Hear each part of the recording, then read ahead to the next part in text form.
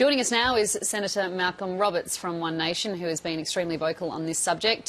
Senator, the Essential poll shows half of Australians want to ban Muslim immigration. Does that surprise you?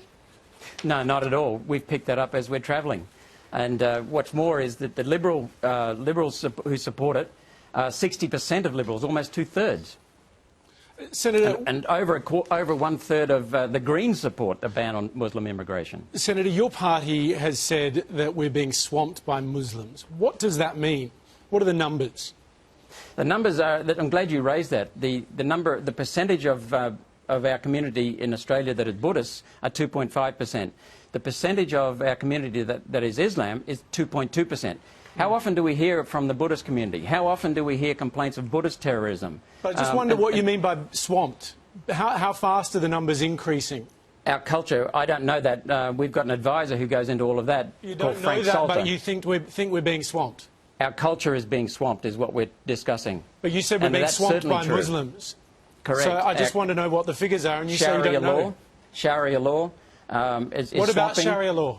Look, we're opposed to the Sharia law is a set of laws that Islamic people want to take in preference to us. When people come here, we want. Hang on, mate. When people come here, we want them to fit into our culture, our laws, and we want to treat people, especially the women in our community and the girls, with respect. Do you know what the fastest growing faith other than Christianity is in Australia, according to the last census? Don't you think you ought to know that before you go saying this sort of stuff in public?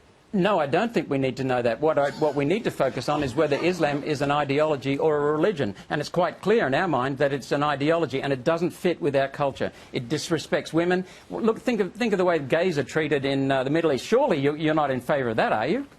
Well, I really don't think that's a good reference point, considering they don't have the right to marry here. That's kind of... I think it is, because we're not going to throw them off roofs. Oh, for heaven's sake. I mean, honestly, the party does have a history, your party, of wanting to persecute people, of wanting to hate someone. Not at all, not at all. Let me just finish. You just asked Hamish to be quiet, so I'll just continue for 1 second. 20 years ago, it was the Asians. At the moment, it's the Muslims. Now, what happens if a whole lot of Christians arrive, swamping us from Central America? Will you dislike them then? The number one thing we have to remember here is the protection of our culture. And Pauline Hanson, 20 years ago, had a policy to stop the boats. And as a result of that finally being implemented, we have now got the opportunity to bring in genuine humanitarian refugees. In the last 2 years, we've had no boats, thanks to that no boats policy that was implemented by Tony Abbott, Scott Morrison and now Peter Dutton. As a result of that, we can now bring in genuine humanitarian refugees. And isn't that what we want?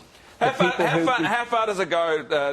Do we deport Muslims who are living here? Should the man who usually sits to my left, Waleed, Lead, be deported or relegated to breakfast TV in Syria? What are you suggesting? No, but it would certainly be nice if Waleed actually condemned and didn't condone Islamic terrorism. Wouldn't that be a good start? Just for the record, I don't think anyone needs to say anything, but quite clearly he does. Senator, for your reference, in future, it's Hinduism. Senator... what's his name? Have you noticed that Hindus assimilate into our culture? All right, let's take a break. We'll be back with more in a moment.